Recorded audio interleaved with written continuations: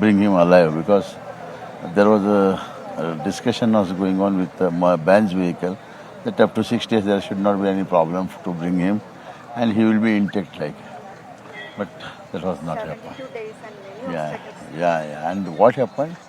That vehicle went inside to the mud and on top of that vehicle total stone were there. It was very highly impacted. Otherwise, we would have been. And media's support was very good because, see, without media also we cannot work.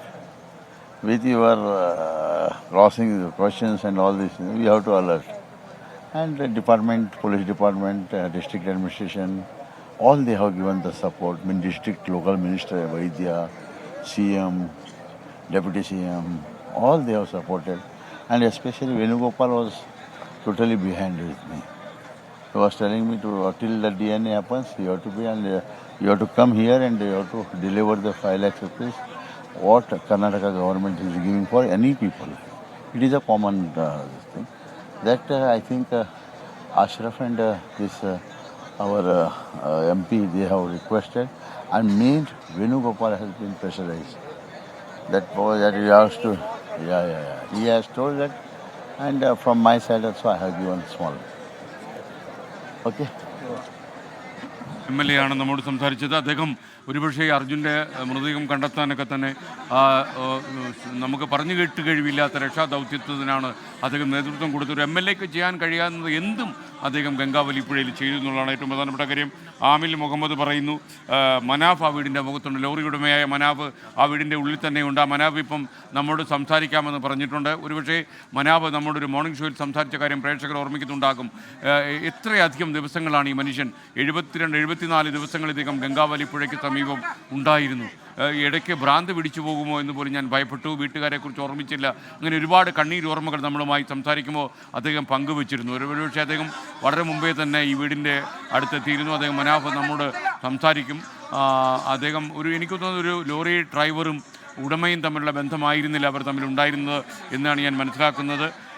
Manaf ഒരുപക്ഷെ ഒരു lorry driver മരിച്ചു, insurance വാങ്ങിച്ച് കൊടുക്കാമോ എന്ന് മാത്രം ആലോചിക്കുന്ന ഒരു കാലത്ത് അദ്ദേഹം ഒരുപക്ഷെ നമ്മുടെ മുന്നിൽ സ്നേഹത്തിൻ്റെ ഉയർത്തിക്കെട്ടിയ ഒരു പന്തമാണ് ഈ മനാഫ്.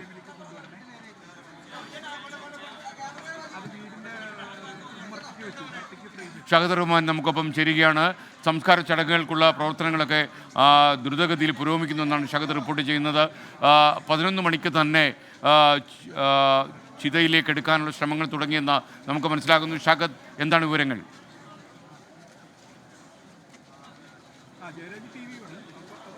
SKN ഇപ്പോൾ ഈ പൊതുദർശനം അതിൻ്റെ അന്തിമഘട്ടത്തിലേക്ക് കടക്കുകയാണ്. കാരണം കഴിഞ്ഞ മണിക്കൂറിലൊക്കെ നമ്മൾ കണ്ടതാണ്, മണിക്കൂറുകളോളം ഈ അർജുനെ അവസാനമായി ഒരു നോക്ക് കാണുവാനായി ആളുകൾ ഇവിടെ ക്യൂ നിൽക്കുന്നുണ്ടായിരുന്നു. ഇപ്പോൾ ആ വരി അത് ഒരു ഭാഗം പൂർണ്ണമായിട്ടും കഴിഞ്ഞിരിക്കുന്നു. അതും ഏകദേശം പകുതിയിൽ എത്തി നിൽക്കുന്നു എന്നുള്ളതാണ് നമുക്ക് മനസ്സിലാക്കാൻ സാധിക്കുന്നത്. ആദ്യം തീരുമാനിച്ചത് തന്നെ നാട്ടുകാരും കണ്ടതിന് ശേഷം പെട്ടെന്ന് തന്നെ ഈ ദഹിപ്പിക്കുന്ന അല്ലെങ്കിൽ സംസ്കാര ചടങ്ങുകളിലേക്ക് കടക്കുമെന്നായിരുന്നു. എന്നാൽ ഏറെ വൈകിയിരിക്കുന്നു. എങ്കിൽ ഒരു പ്രധാനപ്പെട്ട വിവരം, ഇപ്പോൾ സംസ്കാര ചടങ്ങുകൾ 12 മണിയിലേക്ക് മാറ്റിവെച്ചു എന്ന രീതിയിൽ സമീർ സി മുഹമ്മദ് കോഴിക്കോട് നിന്ന് അറിയിക്കുന്നു. അത് സത്യം തന്നെയാണോ?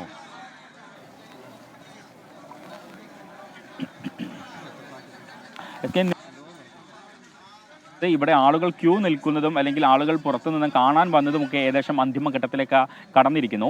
പക്ഷേ ഇനി ചിതയൊരുക്കണം. അപ്പം അതിനുള്ള തയ്യാറെടുപ്പുകളിലേക്ക് ഇനി കടക്കാൻ പോവുകയാണ്. അതിനുള്ളൊരു സാങ്കേതിക ബുദ്ധിമുട്ട് എന്ന് പറയുന്നത്, കാരണം ഈ അർജുനെ ആളുകൾ കണ്ട് അല്ലെങ്കിൽ അർജുന അവസാനമായ അന്തിമോപചാരം അർപ്പിച്ച് മടങ്ങി പോകുന്ന ഭാഗത്താണ് ഇത്തരത്തിൽ ഈ ചിത ഒരുക്കേണ്ടത്.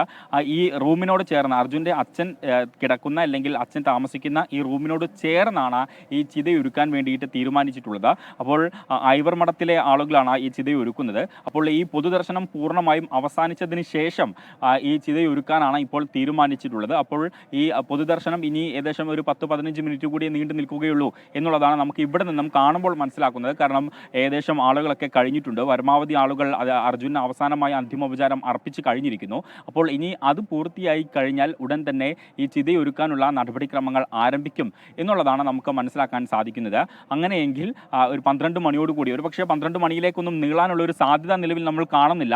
പക്ഷേ എങ്കിൽ പോലും 12 മണിയോടുകൂടി ഒരുപക്ഷെ ഈ അർജുനെ അവസാനമായി അന്ത്യയാത്രയ്ക്കായുള്ള ചിത ഇവിടെ ഒരുങ്ങും എന്നുള്ളതാണ് നമുക്ക് ഇപ്പോൾ ഇവിടെ നിന്നും കാണുമ്പോൾ മനസ്സിലാക്കാൻ സാധിക്കുന്നത്. പക്ഷേ ഔദ്യോഗികമായിട്ട് അവർ 12 മണി എന്ന് പറയുന്നുണ്ടെങ്കിലും അതിനു മുൻപ് ഒരുപക്ഷെ ഇത്തരത്തിൽ ഇവിടുത്തെ ക്രമീകരണങ്ങളും അതുപോലെ തന്നെ കാര്യങ്ങൾ വിചാരിച്ചതുപോലെ പോവുകയാണെങ്കിൽ അതിനു മുൻപ് തന്നെ